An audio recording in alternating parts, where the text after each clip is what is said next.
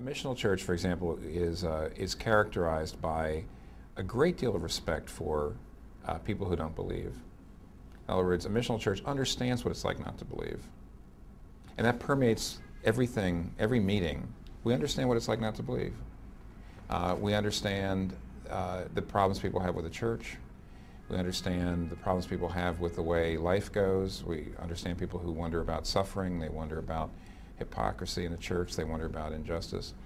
So because we understand that, the way the preaching goes, the way conversations happen in small groups, non-Christians can be there and not be offended by all the cracks about non-Christians, or not offended by statements about homosexuality, statements about other religions.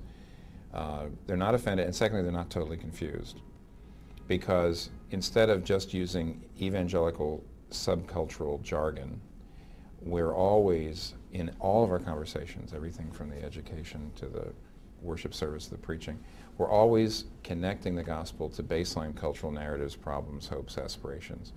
When non-Christians come in, they see that we inhabit the same world. We read the same magazines. We're struggling with the same issues in the neighborhood. They see that we're really being Christians in the same world that they live. And that has to, there's an awful lot of evangelical churches where a non-Christian comes in, they can't understand the jargon. They see an enormous us-them mentality. You know, there's us good people and there's you bad people. All of the things that are obsessing the Christians that they talk about are not the issues in the neighborhood. They're not the issues in the Christians are not concerned about the common good. They're really just concerned about their tribe. So when a non-Christian comes in and they hear all this talk, they're confused or offended and they're out. That's not a missional church. See, that's very different than just an evangelistic approach. Or let me put it one more way. One of our church planters from here, who was trained here, started a church in Berlin. Just got started. It's doing quite well. Downtown Berlin, young, secular people, almost all new Christians, single people, right in the heart of Berlin.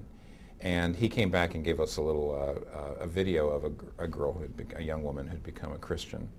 And he translated, it was in German, but what struck me was she told the story of how she became a Christian. She got to know Christian, which is the name of the pastor, and he talked to her about Christianity and gave her a book. And as she read the book, she came back and she said, "You can't be a Christian. You're just like me. You've read the same things. You're concerned about the city. You're concerned about you're just like, you can't be a Christian. You're just like me. Christians aren't like me." And then she said, "But then I realized you are a Christian and you're just like me, so maybe I could be a Christian."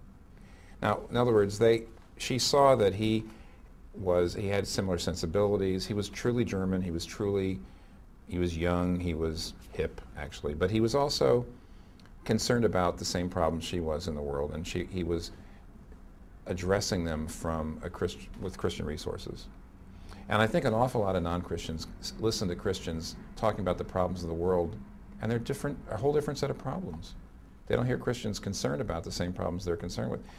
When non-Christians see Christians addressing the common good and the problems that we all face as co-citizens in the world, using Christian resources, therefore maybe the people won't agree with us, but at least they see that we have the same heart. Then they can identify. They say, well, maybe I could be a Christian too. But honestly, I think most non-Christians, when they see what Christians are obsessed with, they can't even begin to relate to them.